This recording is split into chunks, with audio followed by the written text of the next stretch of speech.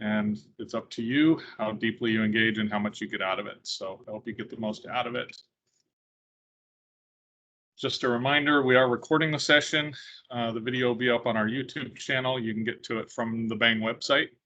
If you don't have that, I think we've got the link on our last slide. Otherwise, let us know. It's in the invite, I think, too. Just wanted to give you all an update on what the Bang planning team is up to these days. We actually have quite a lot going on. We continue to put out the Bang newsletter on all of the months that we don't have a forum. So next month, there will be another newsletter.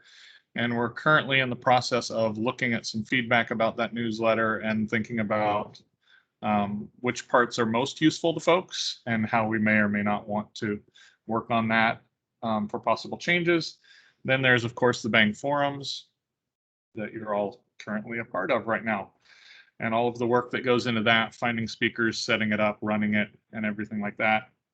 We're also working right now pretty heavily on a business case for better support, really, to business analysts in the state government. So looking at creating a job classification specific to business analysts, similar to what project managers have, possibly having more opportunities for training for business analysis, including the possibility of a state certification in business analysis. Most of you are probably aware that we have those things for project managers right now, but we don't have those things, at least most of that for business analysts. And we are including a little bit of extra stuff in that business case, currently working pretty hard on that so that we can hopefully make those improvements to our world here in state government as BAs. Also working on a mentoring workshop for business analysts to possibly stand up a mentoring type of system for us all so that we can hook up together and help each other out as mentors and mentees. So be looking for those things in the future. And of course, with this much going on, it'd be remiss of us not to put out a plug for new members. So we are not a voted in board, you might say. We're not paid for our time working on the Bang stuff. We are a group of volunteers that are very passionate about business analysis in state government here in Oregon. And we want to be working on this, and we want to be supporting you all with these forums and newsletters and the business case and everything that we're working on. So we're always open to new members, especially right now with everything that we have going on. And the things that, if you are interested in becoming a member, the things you'd be committing to is about 5 hours a month for attending planning meetings and the months that we have the forum, of course. Help us work with us on planning and attending the forums and then any of the Bang initiatives. And we really do stick to a pretty volunteer basis. So if you're a member of the planning team, you kind of get to pick which initiatives you're going to be involved in and which ones you're not. We don't really force anybody to be working on anything. You'll need to have familiarity with business analysis concepts, frameworks, and standards. So knowledge of the body of knowledge is good. And the different certifications out there with PMI and IIBA, it's good to have that knowledge. And then you have to have your manager's approval to participate. And then advocate for business analysis practices in your organization. So if you are interested, you can reach us at our BA email, ba.network@oregon.gov. Also, here's what's in it for you. If you do join our team, you will be helping Oregon State and even local government with the direction of business analysis because of everything that we're working on. You'd be working on that with us and bringing that benefit. You'd also help bring new training opportunities for state employees and other BAs that join the Bang group. Continuing development units. So if you're a certified BA or working towards certification, your time put into Bang would count as CDUs. And then any presenting that you would end up doing, if you're up for that too, would help towards your CDUs that you need for that certification. Also creates excellent networking opportunities. I think most of us that are currently part of the Bang planning team can speak to that if you want to know more about that. But it's really connected us with a lot of other BAs that are like-minded people to us that have a passion for business analysis, and it's been great. Also, there are opportunities for strengthening your public speaking and leadership skills. So we really kind of lead ourselves here on the planning team. as we don't really have official positions as a board would. There's a lot of taking ownership of things yourself and kind of leading efforts. And then, of course, the public speaking is always an option. And again, there's our email address. If you are interested, please shoot us an email and let us know. And we'll work with you on whatever you could be a part of. Don't even have to officially be a member of the team. If there's something that you see that we're working on that you're interested in helping with, you could just help with that. Don't have to officially make you a member of the team to do that. So with the housekeeping out of the way, let's get on to our awesome speaker that we have today. We have Shannon Stamps from Office of Information Services from the Oregon Health Authority. And she is currently an IT technical manager, though she has spent most of her career as a business analyst. She's got over 3.5 years now at the Health Authority, with over 17 in state government. And right now, as an IT technical manager, she steps out of her comfort zone as a BA and has acquired an entirely new understanding of the back end of technology. During her time as a BA, she let me know that she did spend a lot of time synthesizing the BABUC, the BA Body of Knowledge, to teach other BAs in her agency how to document use cases, business processes, and requirements. And of course, that's very similar to what she's going to be talking to us about today. So as I hand it off to Shannon, just want to let you all know, if you have questions or comments, feel free to throw those into the chat, and I will be monitoring the chat. And as I see those come in, I will get Shannon's attention from her presentation to get answers to your questions as we go. And then she'll also have a question and answer period at the end. So with that, Shannon, it is all yours. Thank you, Tim. I am so excited to be here. I'm going to go ahead and share my screen. I'm going to take presentation over for you. Can you guys tell me if you can see my screen? Hopefully I selected the right document. You should be able to see importance of use cases and business process mapping. Yep, I see it. Okay, great. I just want to actually take a moment from your introductions and kind of trying to recruit members and support for this networking group. Let me tell you something here. I sure wish 17 years ago I had a networking group out there that could help me as a business analyst. So I don't know how many of you would be interested, but boy, if this is anything, if business analysis is your passion like it is it's for me, boy, I recommend you providing and volunteering to provide support to grow business analysts, especially new business analysts within our organizations. The state of Oregon is, while we understand methodologies, we may practice within each agency different, right? And your expertise and knowledge in your agency that you support would be really helpful. You know, each agency coming together, this is just such a great thing to see. And again, I sure wish something like this existed when I was starting out. So I praise all the leadership and the volunteers that are already on here, and thank them for building such an awesome group. And yeah, I'm excited. Hopefully you guys get some new members. All right, so I'm gonna go ahead and just kind of jump into the agenda. This is my first official presentation since the pandemic hit, so working from home, this ought to be interesting. I sure hope that if my internet goes out, somebody can ping me and say, hey, you know, we can't hear you or anything like that. So you guys just, Tim, feel free if there's anything that's happening in chat, let me know as soon as possible, because sometimes it seems to disconnect for me. So hopefully we don't have any issues knocking on wood here. So jumping into the agenda, I'm not sure exactly the experience the folks have on this call with process mapping and use case writing.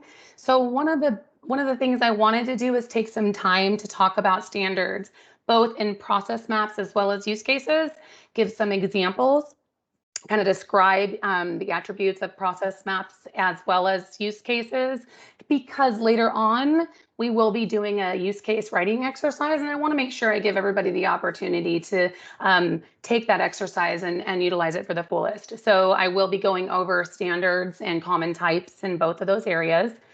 I will also be talking about the importance of each, so the importance of business process maps, system maps as well, and the importance of use case writing. I will also go over how process maps support your use case writing as a business analyst. And I had a slide that I wanted to add about what I've experienced has gone wrong with lack of business process maps and detailed use cases. So I want to make sure that a lot of this is from my perspective too, based on my experience with both process mapping and use cases where they went well and they didn't always go so well. So this focus is a lot based on my experience. And then at the end, we'll have some open Q&A, but as Tim mentioned, you're welcome to, I'm one of those folks that like active questions, engaging questions while we're going through these slides too. So just go ahead and feel free to ask those in the chat, and Tim will bring them up. All right. So starting out, we're going to be talking about the standards of process maps. Two of the most common process maps that I've used that are often used is your basic flow diagram. This is often great when there's only one system or one user or one maybe business unit that you're working with, where you're just describing a process for one person, one system, or one unit. Right. And the other one that I most commonly use is organizationally delineated flow diagrams, often called swim lane diagrams. And this is where usually you have at least two actors, also known as multiple business units or user types or systems. You want to make sure that you are describing each process, but each actor within who's taking that action. So that's where swim lanes help, because then you can, if you guys can see my pointer, I sure hope you can see my pointer, but this would be maybe one actor, this would be another actor, and then you won't have to describe, the system displays the button, the user selects the button. In a one form, you can actually just allow the swim lanes to depict those for you. Okay. So those are those two most common diagrams I use, but I often, given that our experience when designing systems, right, there's usually more than one actor. So standard process map shapes.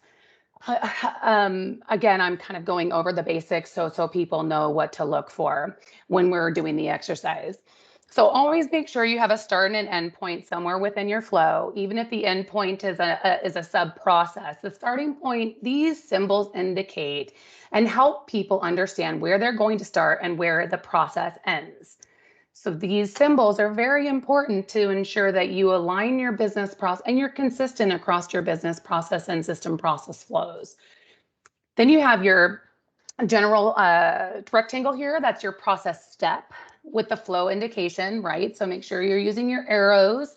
Make sure there's no missing arrows. I'm pretty particular about my process maps. I like them to stay usually within a page of a visual representation, and I really try to make sure that we don't have arrows hopping over other lines or no arrows at all. You just want to make sure you keep these standard shapes in flow so your diagrams are easy to read from all perspectives. Decision point or a question, that's your basic triangle. Sub-processes are also very common. This could also indicate when a use case, a sub-use case, a subordinate use case is part of the flow. A document and multi-document, these are pretty basic shapes. Display information, database, data, stored data. These are often used in system process maps. Connector on page, very helpful when you have a large process map, and to avoid those little flow directions flopping over or too many lines crossing over to each other where it gets a bit confusing, these on-page references are really helpful. Also, off-page connector tools, less used in mine, but can be used anytime you need them to as well. It's often, if it's not a sub-process, you can off-page reference to another sub-flow in your process map. I commonly use Visio. That's my tool of choice. I believe there's things like iGraphics. There's other tools out there that the state supports. I just don't, iGraphics I haven't seen for quite some time, but most often we do have a, MS, we are an MS suite. So Visio works really well. Importance of business and system process maps. So process mapping really illustrates a process with symbols. It's a picture, it's a diagram, right? Easy to read, easy to understand. And why are they important? It's a visual representation of your business and or system processes that trigger thoughts and ideas from all those stakeholders that are participating in your sessions, right? If you're doing a process mapping session, we're all sitting at, it's a little bit different in the pandemic, but we're collectively talking through the process together to really understand and bring those areas of knowledge, both from a technical aspect as well as a business aspect, on how the process flows. Don't forget, sometimes we don't always want to drive a process by business actions and interactions only. We do want to make sure that we include the system actions that will help us make sure that we identify any gaps. Which leads me to the supporting requirements elicitation sessions, helping you use this information to write the requirements, right? Draws out those requirements about the business processes you don't know. And that kind of leads me to the next one, right? Draws out all that unknown and missed processes. Questions around end user and system functions that will come up during these discussions. You also want to make sure that this closes any gaps with the requirements, right? Supporting that gap analysis. What are we missing? What are we not seeing? Do we need another process? Do we miss a process completely? It documents and supports the current state analysis, depending on the project that you're on. Maybe it's a very large project, right? You're documenting current state, so you know where to get to for future state design. I know that we're in the middle of doing this right now for one of the for the employment related daycare program. We just got done mapping out the current state process and all those processes, both on the system and business side. So we understand and can truly analyze what it will take for a future state design. How long will it take to implement those projects? Process maps can really help, in addition to detailed information about those processes. This supports the selection of a solution that we make sure meets the requirements, both the system and functional and business non-functional requirements, all of those requirements. This can help support a solution, an IT solution. Provides visual representation for stakeholders that may not have been present during the conversation. So as part of going through process maps and those swim lanes I was talking about, we may think that we have all the appropriate stakeholders at the table, or that we know who will be impacted based on this implementation of this change.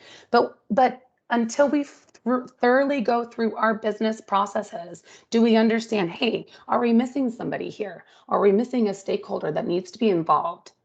Are we missing an impacted stakeholder in the end? This also supports the implementation and training of the overall project or change, whatever's happening. And what I say is you can take this supports even training, right? So I'm going to go out there, I'm going to train the end users that are impacted. This provides a visual representation. This is all reusable in many parts of the project throughout the stage gate project. If it's not a full stage gate project, give it as throughout the system development lifecycle of the project, right? Even if it's a smaller change. It helps overall from the start to the end. Any questions so far, Tim? Anything in the chat? Nothing in the chat so All far. right. Okay.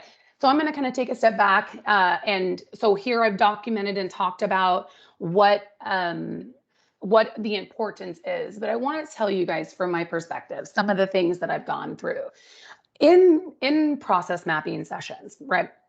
So often we would go up, we use the whiteboard, we use the smart boards to document the draft processes with all the appropriate, known stakeholders at the time at the table. We're talking about drafts, and these are scribbles. So, I don't know if anybody on this call has ever seen me write process maps on the board. I see a few people I know in this chat, but I will tell you it's scribbles. Some people ask me how I can even write that fast up on the board. Thoughts are coming out of everybody's heads, right? We want to make sure we get this on the board.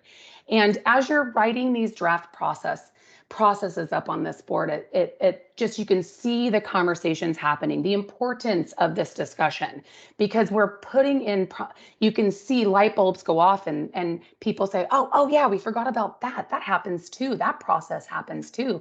Oh, there's these actions that you're missing up there now that I can see it as in draft.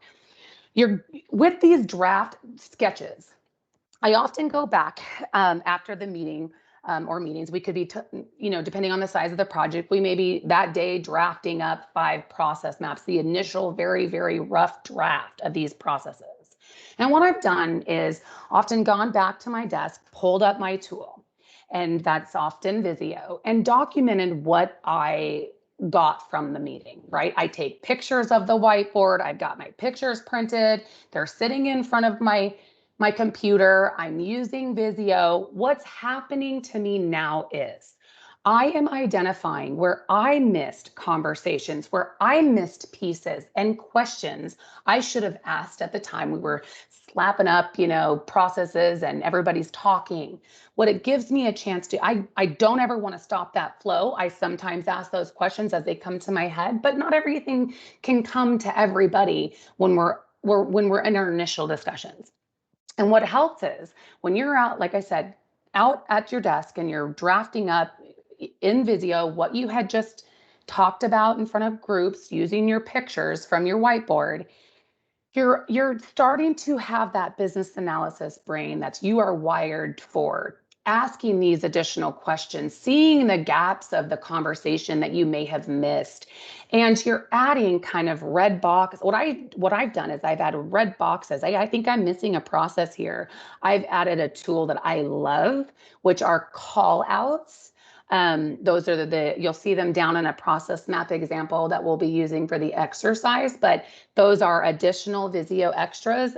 Call outs are one of my favorite things to help. And I like I said, if there's questions, I mark them red, because that then gives me a draft, an electronic draft to go back and facilitate conversations. Because now that we've gotten some information, we can see the gaps. And that's what we're here for. What are the gaps in the business that I did not grab for my requirements, for when I go to write use cases? What are the gaps that are missing from the system side, the system interaction that I would ask my technical folks? And so just coming into these conversations, you're not going to sit, you're not always going to sit at these draft sessions, these business process mapping sessions, and come out with them 100% accurate on meeting 1. You're going to document everything that you got from that conversation, that you had from the conversation up on the whiteboard, but then use your business analysis skills to identify the gaps, bringing it back into that same group and saying, here's the questions I come up with.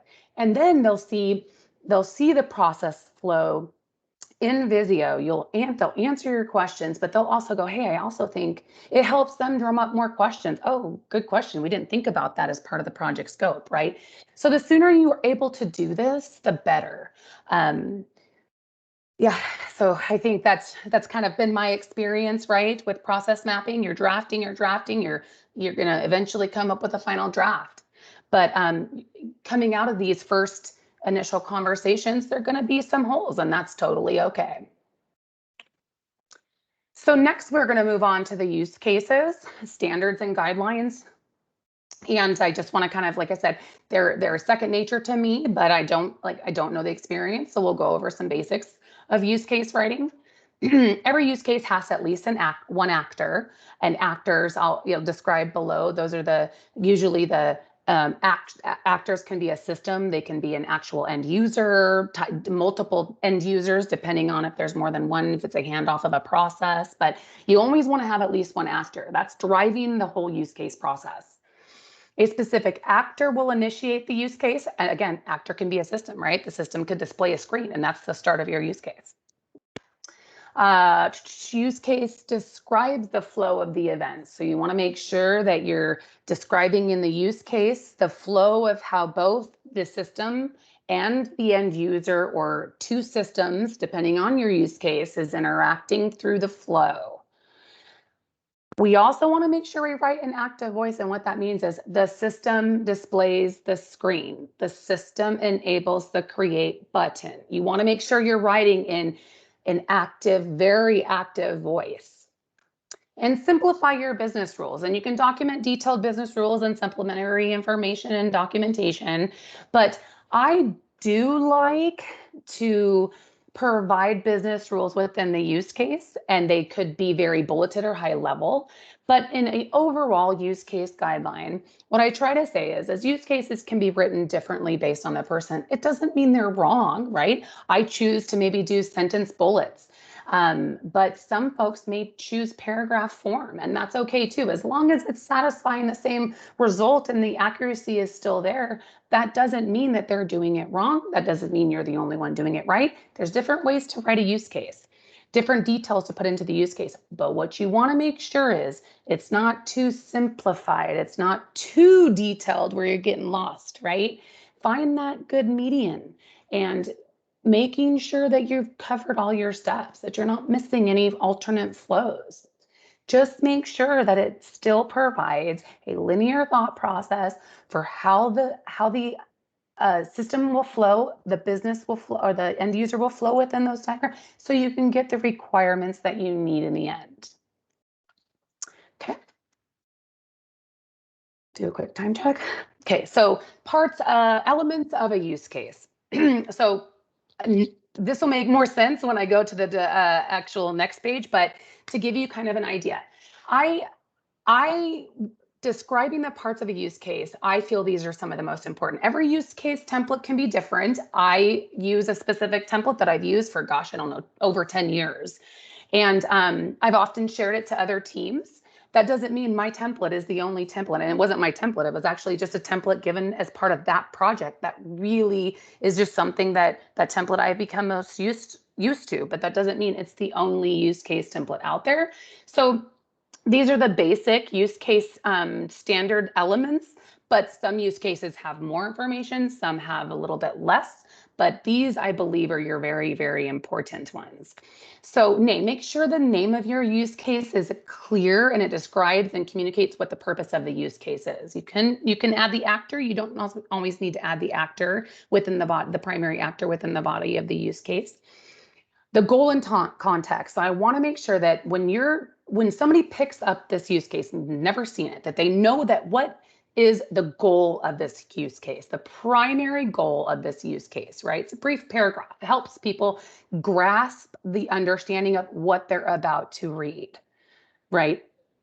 Actors, list all the actors as part of this use case. And oftentimes if you have a name that says, maybe you'll see the example. So I'm going to use specifically with this example coming up for you guys to write it. CM entity, case manager entity. That may be the user, but that is the end user's formal title. But if you're going to say user within the use case, because there's only one user, I will usually put case manager entity, AKA user within this use case. If I document the system is Express, like what's in this example that we'll be going through, Express is the system that we're going to be using for the example, but I always state that this refers to system within the use case, because in this case, there was only one system. But if there's multiple systems, you're not going to want to refer to two different systems as system, because then how are you going to know which system's taking the action? So depending on your use case, you can choose how to word that. Just make sure you're consistent. Preconditions, anything the solution can assume to be true when the use case begins. Something very common is users already logged in, right? So things like that, making sure that it sets the preconditions of what this use case needs to support what you're doing within those use cases. Because if you don't have preconditions, it could only be assumed this has happened. Well, if you can assume anything in system design, right? You have to make sure that you're very clear about what's happening within the use case. And these preconditions are often means that this is not going to be requirements documented into this use case. You can assume that this is already existing. Triggering events. What causes the use case to start? User clicks create, right? The triggering event that starts the use case. It's very different than just starting the first step of a main flow. It's a triggering event of the use case. Superordinate and subordinate use cases. Superordinate use cases is if this use case is a subordinate use case, which is a sub-process within another use case. Say this use case was a step. That means you want to make sure you document where the subordinate use case where this use case came off of. That helps track use cases. Because not every project's just going to have one use case. You often have multiple use cases, some of which have triggering use cases within the flows. And that is where subordinate use cases are mentioned. So you want to make sure that in order to stay aligned, that you document any subordinate use cases coming out of this use case and any superordinate use cases this use case may have been triggered from. Then you have your main flow. This is your very important kind of happy path. I'm putting in air quotes over here, your happy path main flow. What is the primary use of this use case that makes this process the most successful, usually the most common path taken by any action of an end user or system? Okay. So alternate flows, they capture kind of the less common end user system interactions, but just as important, right? Because those can be additional requirements that are needed. And even if it's validating to make sure that the field was entered accurately, that's an alternate flow. Those flows that we may not see as part of the business process, but it will be documented in your use case because it's general field validation. Right? That still has to happen. That's still part of design, part of requirements. We've seen how if you don't have those basic things and you're working with maybe a vendor who's less knowledgeable about what your business process is or your expectations, they're not going to know how you want to validate the field. They're not going to know that which fields are required. These alternate flows support that, right? End state, always making sure that the end of whatever flow, whether it be the main flow or the alternate flow, there is an end point. That flow is complete. If it's not complete, it can go back up to the main flow, but it tells you where to go, or it stops you when you're done and gives you a description of what the success of the end state is. Okay, gosh, I feel like if I'm talking too fast, feel free to comment. I'm a very fast talker.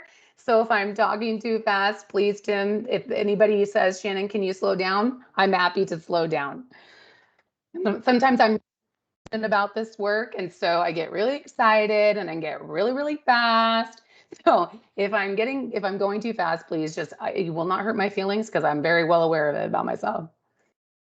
All right, so here's the use case template. This is the one that you would have been, we're going to be using for the sample, but I believe Jennifer resent the meeting invite for this forum with this use case template attached.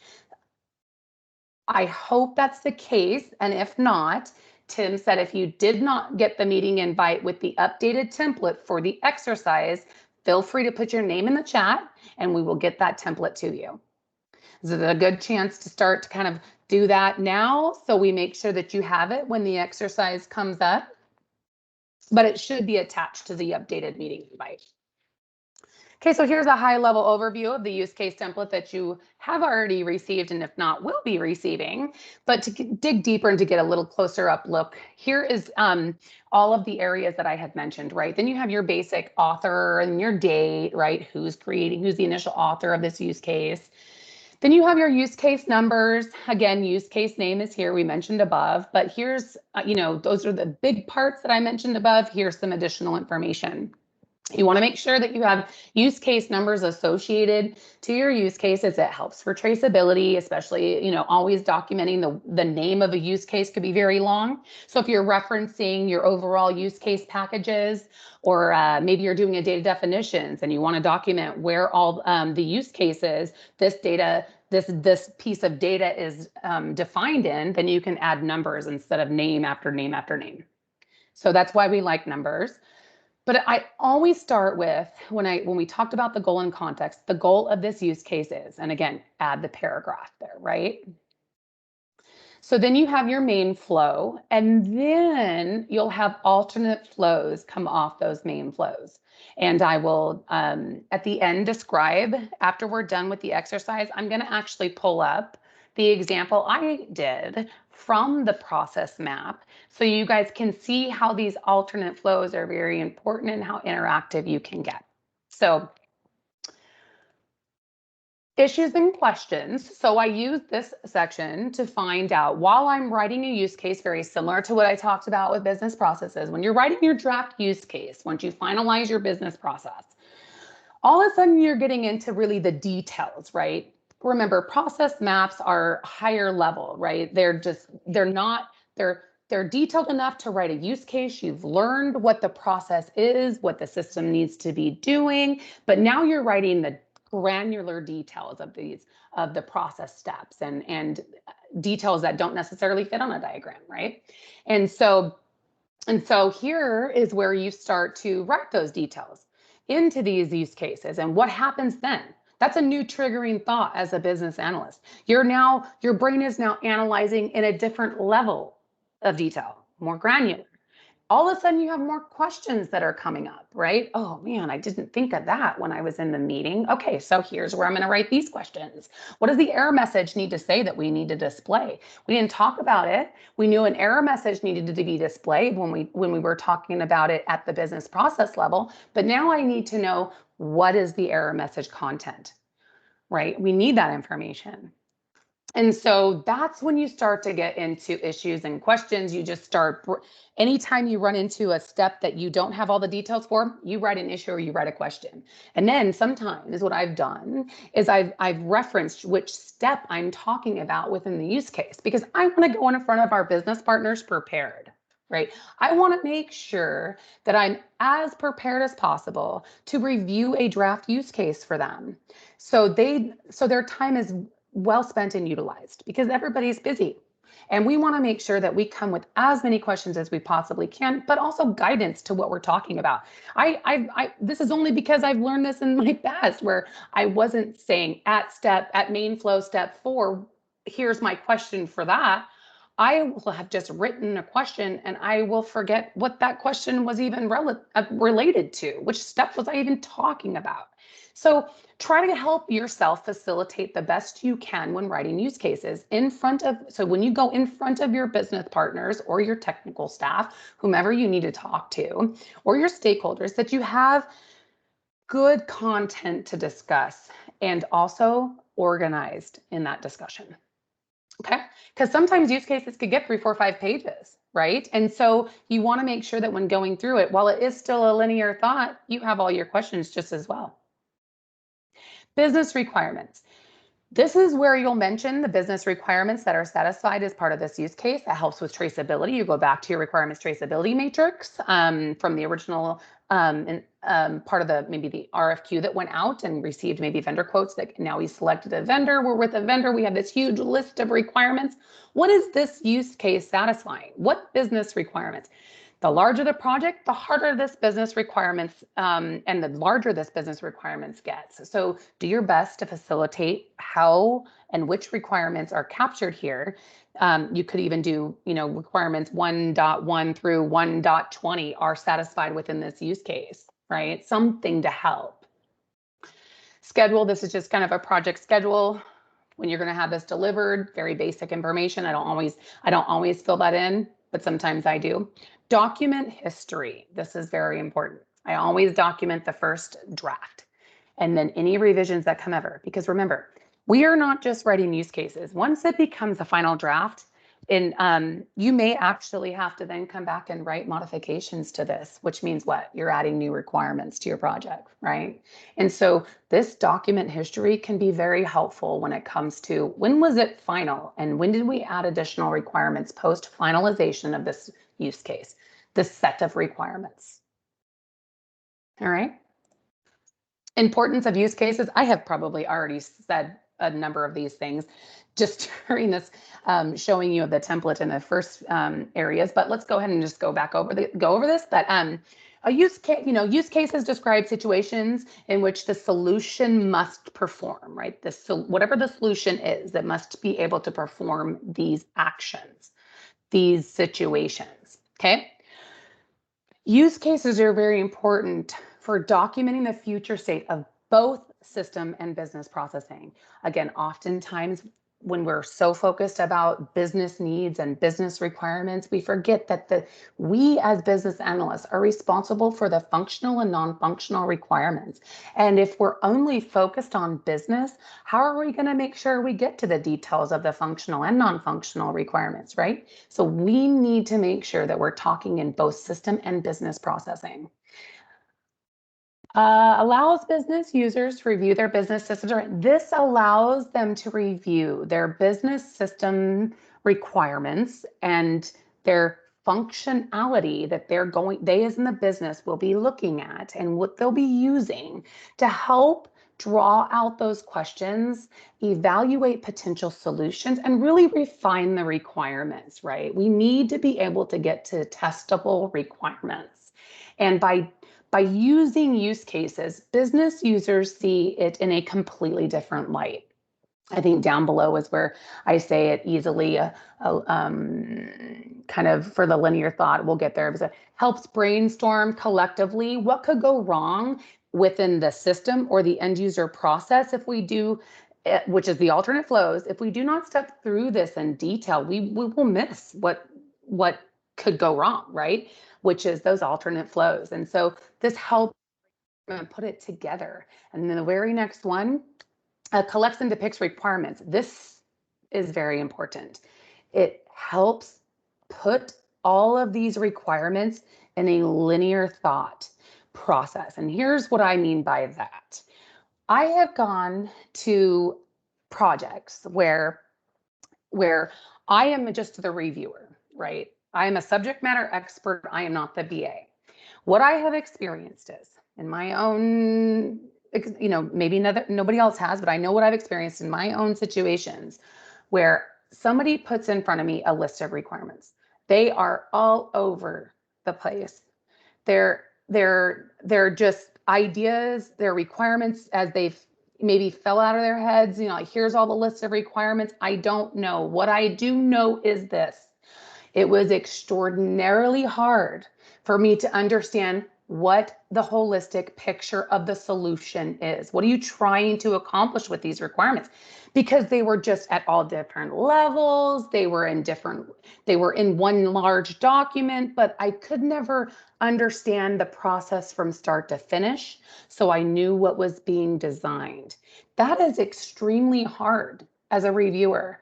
And a business person who has less maybe system knowledge just says, well, I know what we need to do from the business. How am I going to identify the gaps? Well, what you have here in writing is correct. That sounds like a requirement. That is a requirement. But how do you truly know what you're missing? If it is not in a way that I can consume it, how my brain can understand it, so I can find the gaps. And that's just based on my experience from working with business and seeing them say, well, that requirement reads right, but what am I missing? What am I missing is very hard when all I'm looking at is a list of requirements in an Excel document or whatever it is in. I have struggled, business in my experience and in my past has struggled with finding the gaps. So these use cases are your requirements filling in those gaps, right? This also allows our software developers to design and implement the code in the details within the use case. Let's say they weren't present. Maybe it's a contractor doing the work. I've had the subject matter expert, the technical subject matter expert, they're the team lead of your development team, part of these requirements JAD sessions, but the contractor wasn't there. And I have to hand this off to a contractor.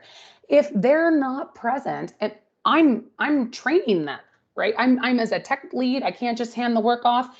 The business analyst gave me the information in not a form that is consumable. So I have to, if you give them a use case with the process map support, you're giving them a visual representation of what the business does, but also what the system is doing. And your use case gives the details. That they may come back with some questions. That's okay. But it gives them the background, the information that they need to say, hey, I can consume this and I can write the requirements.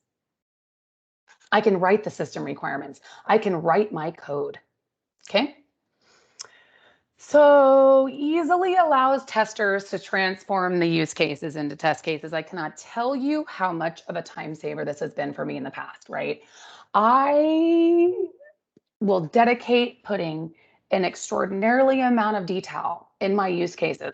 Sometimes that's wrong, sometimes it's right. But what it helps me to do is seamlessly transition that into test cases. You also may have a large, depending on the size of the project, BAs may not always be the testers, right? You know this information because you've been doing this since it started.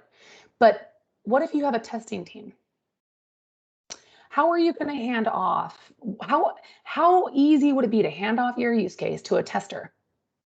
If you were to be able to detail it out the way you're able to in these use cases, in the interactions between both this, they'll know what to test because they'll know what the intended result is, whether it be a display of a button, whether it be what you're trying to validate on the screen. Get to the details that allows you to transition those into test cases, whether you're the tester or not. No need for redoing work, right? So let's think about the next. Captures details for end user actions that can easily be transformed into detailed step-by-step. This is so great. Training, business and state business processes. So how many times have we gone to the change management side, the transformation change, right? The big part of the projects, right? Transformation and change management. Part of that is training. We need to train our end users for the changes that have been impacted.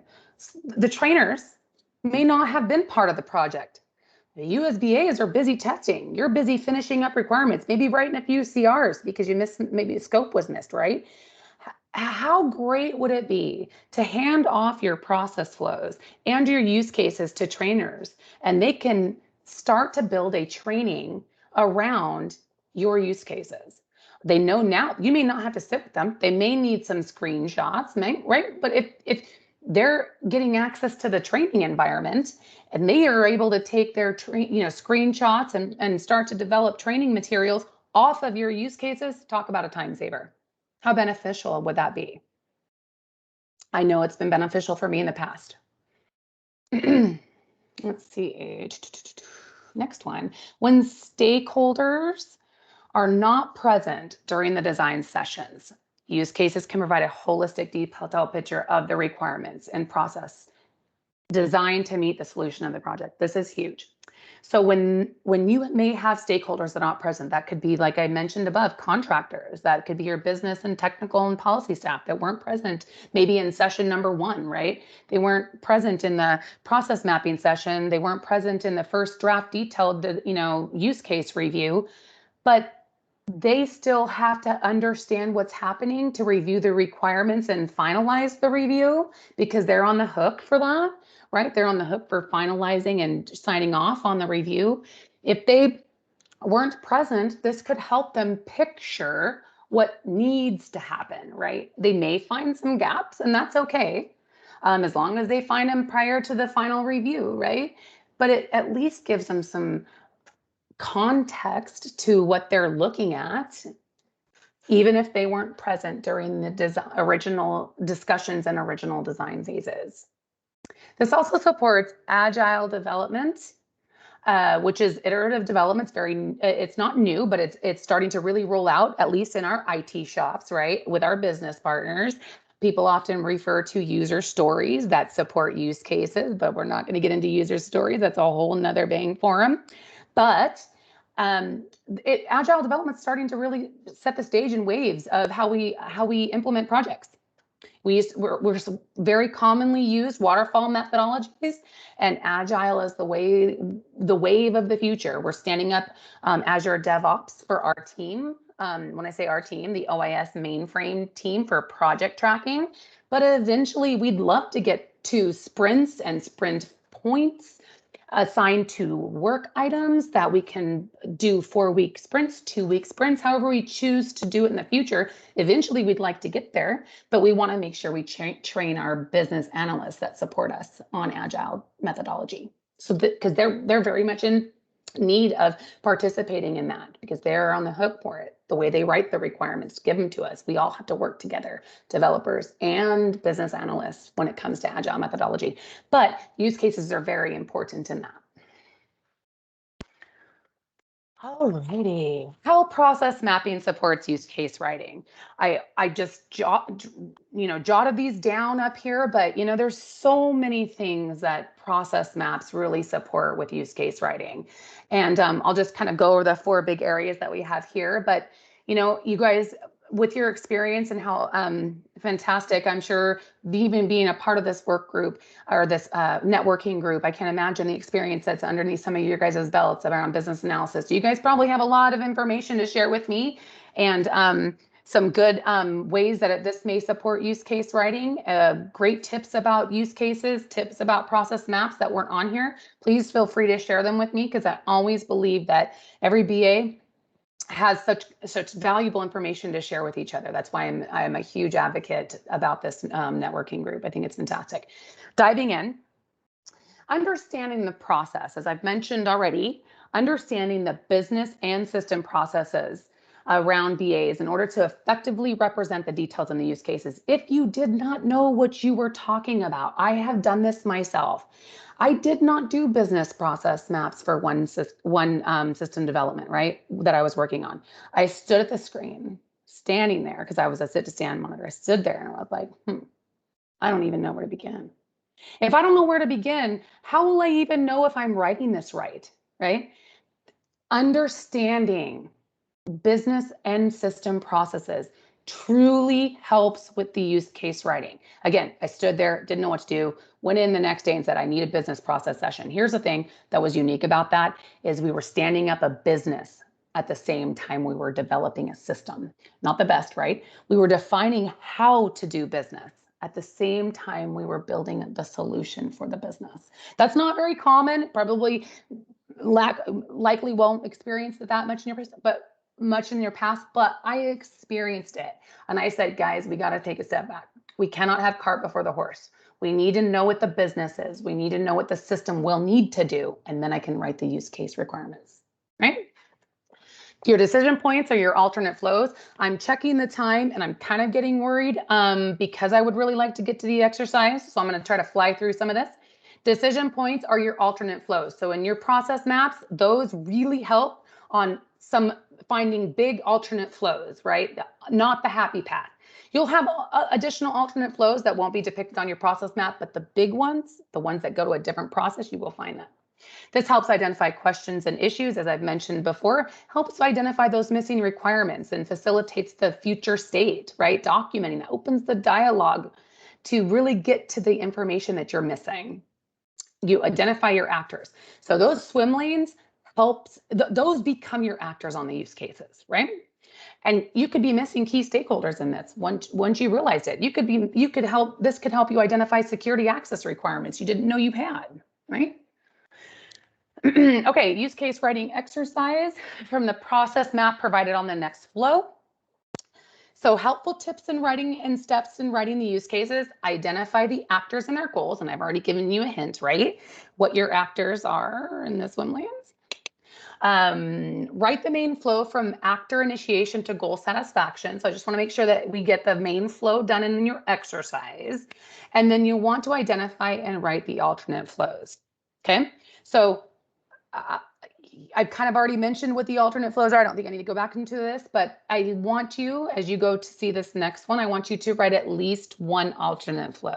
And again, I've given you hints about which the alternate flows are just by the decision points.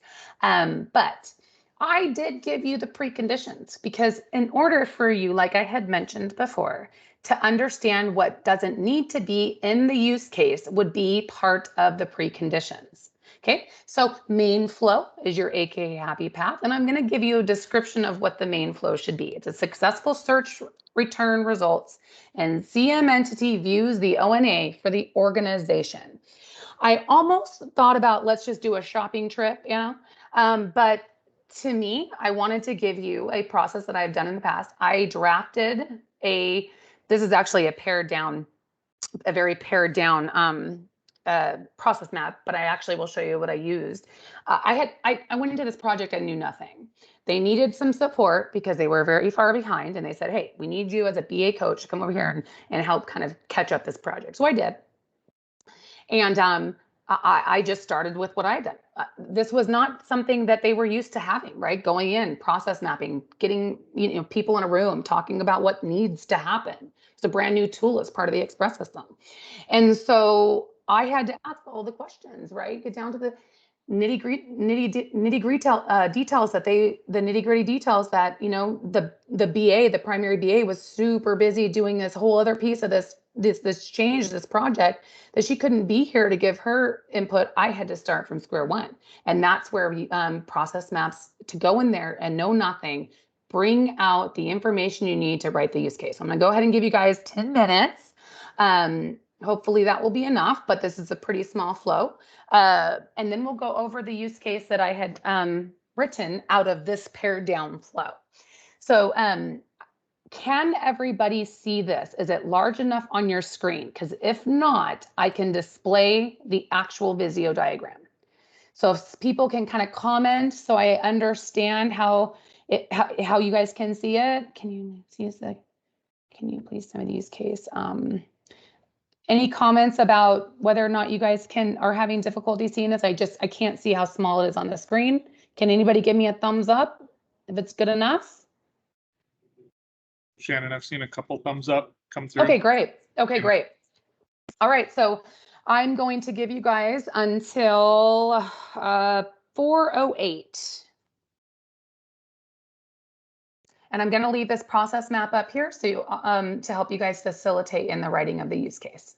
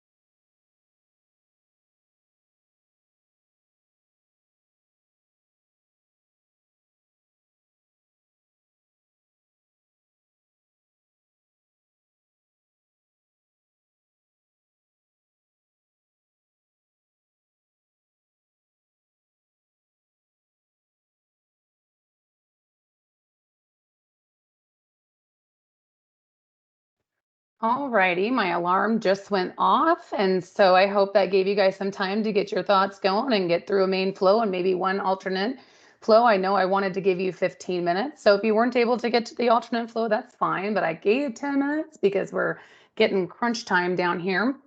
And so to kind of go ahead and show you guys what I took from the process map, I'm gonna stop sharing this document.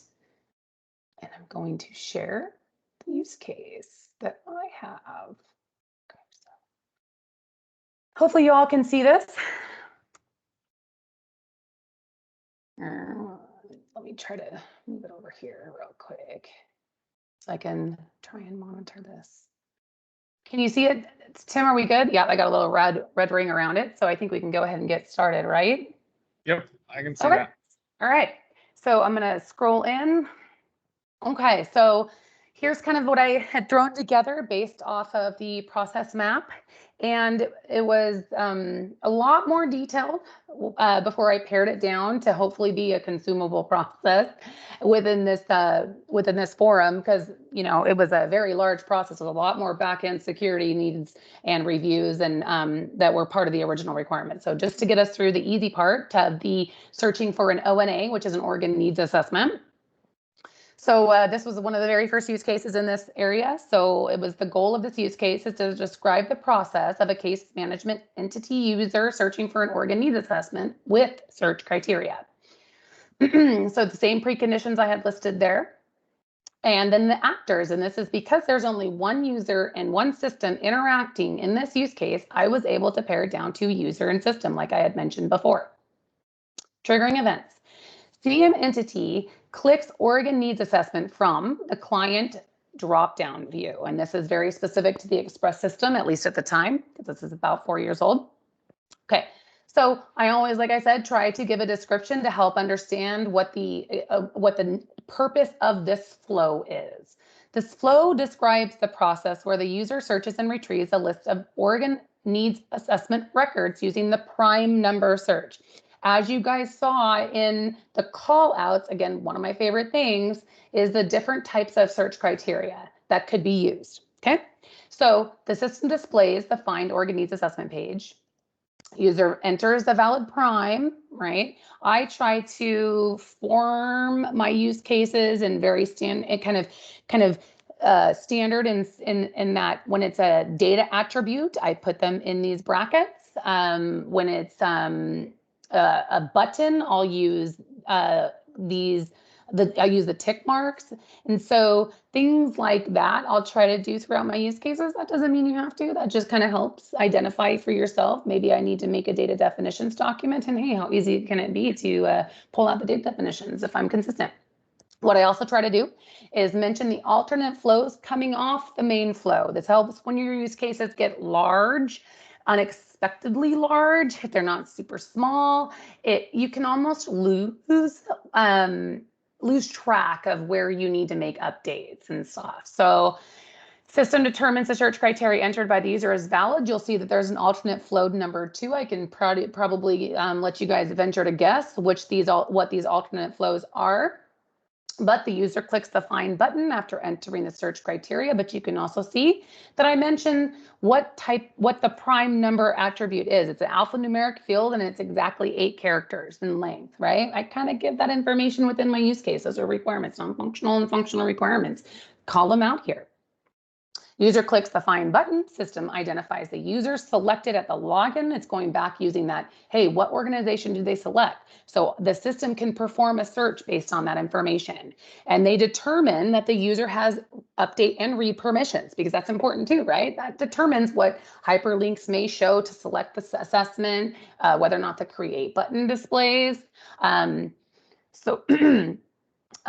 System retrieves the records that are for the organization the user selected at the login screen, right? And so I gave some additional information that also helps when working through requirements. you'll see that this information is larger and more detailed than the process map, but a lot of this draws out within use case questions and stuff like that. So the system retrieves all the records that match the search criteria entered for the user as follows.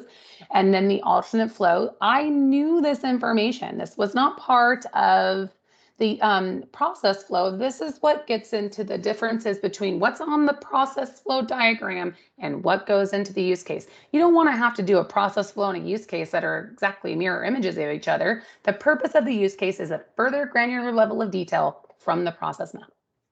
Okay. Then I often sometimes provide an example. If it's very complex, of what you're trying to depict, provide an example within the use case. It's no biggie. All that does is help define requirements so you have a better end result, a better design, a better development outcome, less issues found in testing, as long as you're trying to understand what I intend this to mean. Adding more detail only helps. System displays the create button. There's an alternate flow again below based on the security. System displays all records that match the search criteria. And so what I try to say is if I'm displaying something, what do I want as part of that result, right? What fields of those O&A assessments do I want to display? And this is getting into design. These are your requirements. This is your design. You want the ID of the assessment. You want the status, the prime number, what's the name of the client, what's the county, if it's applicable, who's the assessor, what's the date of the assessment, and what's the service setting. User views the results and clicks the ID hyperlink to view the details, right? That's again, getting into detailed requirements. Here's your end state. System displays the assessment demographics information page of that assessment. So that's my end state. That's my main flow. That's the most common process. The alternate flows, as I mentioned above, this goes back to those, like I said, the call outs. They can search by assessment ID. So this is describing the search change, right? From prime number, instead they're using an assessment ID. Another search, instead of using the assessment ID or the prime number, they're using the service setting field, which is a drop-down field. That's where you're getting into requirements. What's going to be in that drop-down field? What's selectable by the user? Okay. And each flow, these alternate flows, all three of these, and here's another one. They can select by status, so then drafted, submitted, pending, approved, or voided. So these are the drop downs, again, requirements. These are your list of values in your data attributes and your data definitions. These are your LOVs.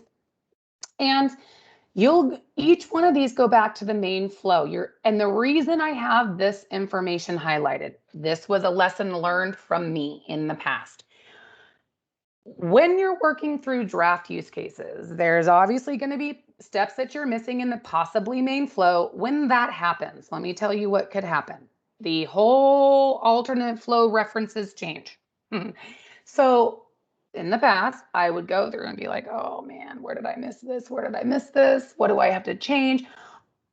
In order to not forget to update a certain main flow step, if I added a new main flow step and the return step or even the alternate flow, what I do between the two is I highlight the steps. I always keep them highlighted. That's the way I always remember that I have to update them if ever I make a change somewhere that could drastically impact it. Because if I don't update that, all of a sudden my whole use case can be out of whack and it'll be different from what someone's trying to follow and going, how is this editing step flow, main flow step 4? I don't get it.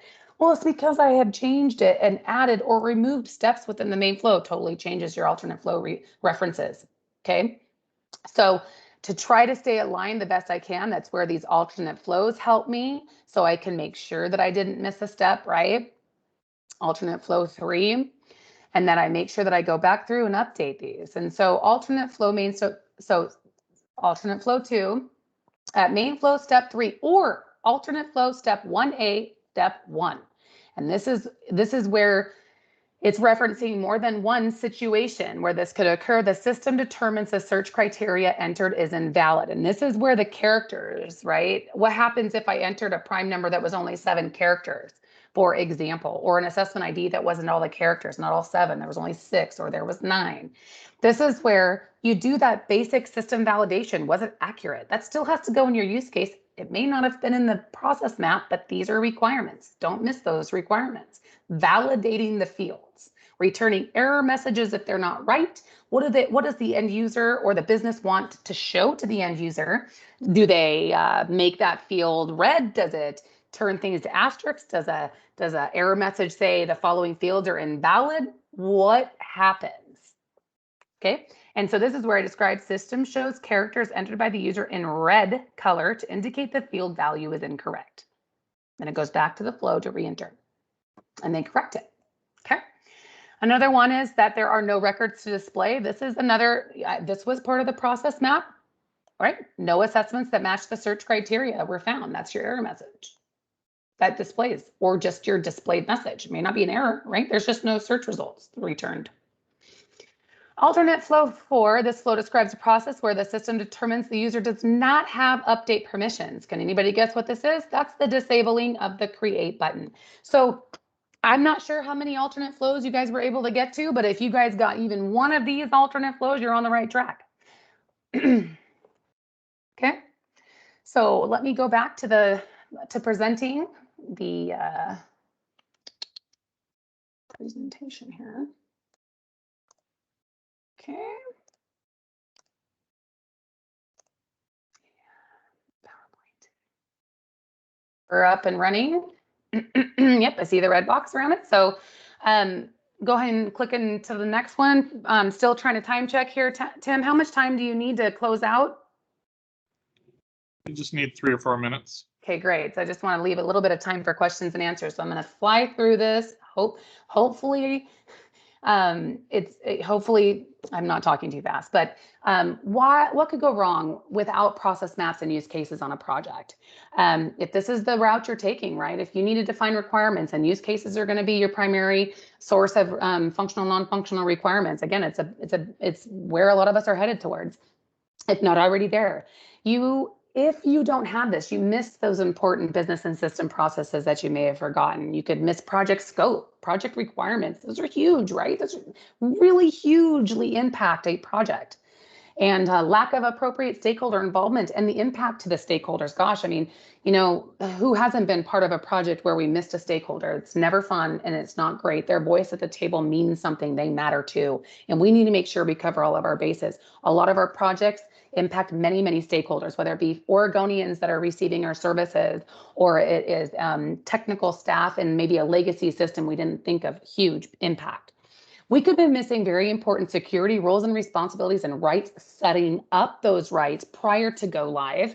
Who likes to implement a project and miss out that we forgot to add an entire set of screens to one of these user pools, right? This helps you identify those requirements for security.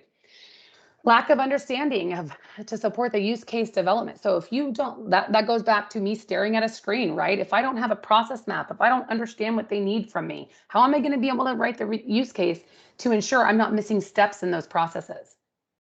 Staff changeover, this is huge.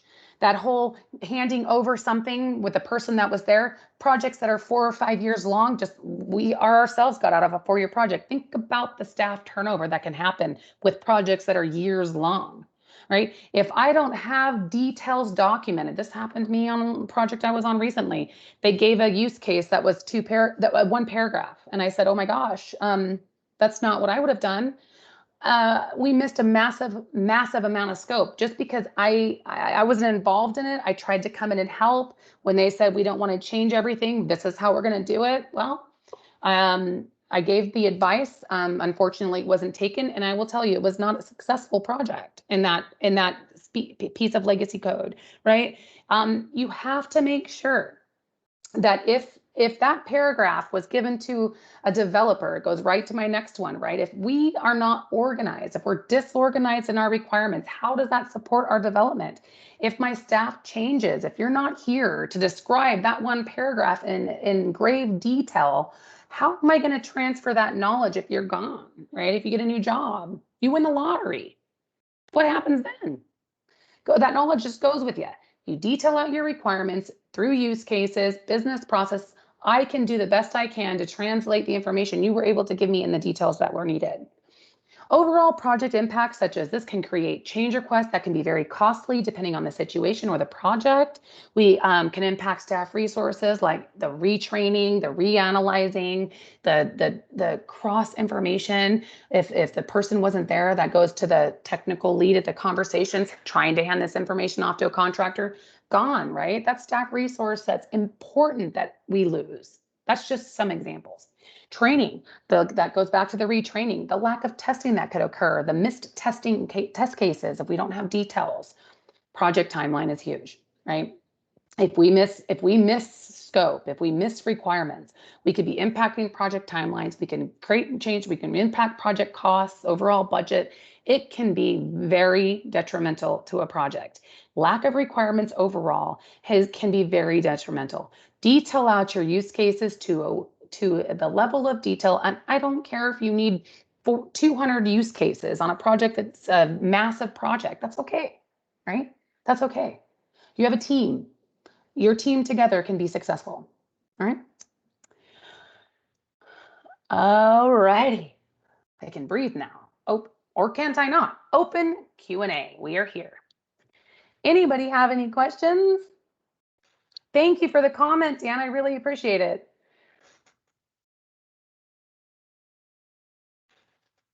Like I said, I can talk a lot. I can talk all day. I'm actually, Tim gave me an hour to an hour and 15. I'm like pretty much sure I used every hour and 15 minute, didn't I? Probably more than that. Yeah. Just about dead on.